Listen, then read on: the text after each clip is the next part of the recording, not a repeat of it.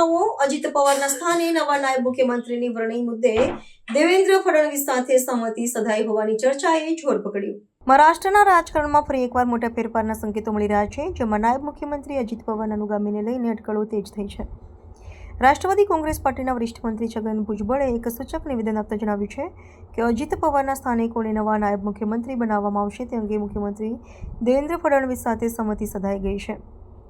આ જાહેરાતને પગલે રાજ્યના રાજકીય વર્તુળોમાં ભારે હલચલ મચી ગઈ છે અને સત્તાધારી ગઠબંધનમાં આંતરિક ફેરબદલની શક્યતાઓએ જોર પકડ્યું છે.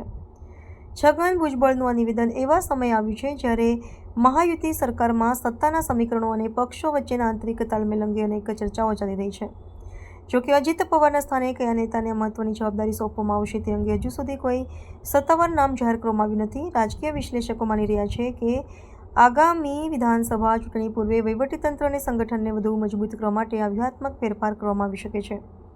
આ સંભવિત ફેરબદલના સમાચાર બાદ વિરોધ પક્ષોએ પણ સરકાર પર પ્રહારો શરૂ કર્યા છે, જ્યારે સત્તાધારી પક્ષના નેતાઓ આને નિયમિત પ્રક્રિયા ગણાવી રહ્યા છે.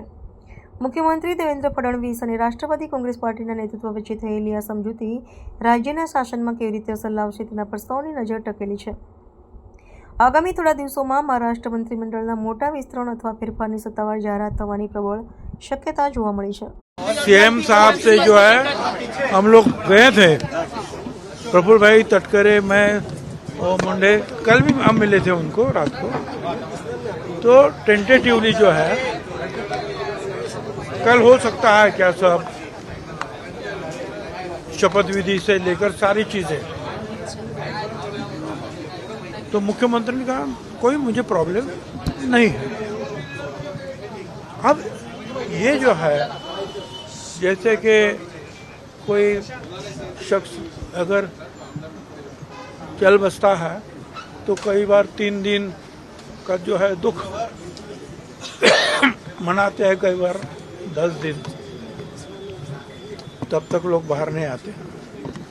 या ऐसा मुझे पता नहीं है, पर कुछ बात ऐसे कुछ चली है और खुद जो है तटकरे और प्रफुल्ल भाई उसमें ध्यान दे रहे हैं.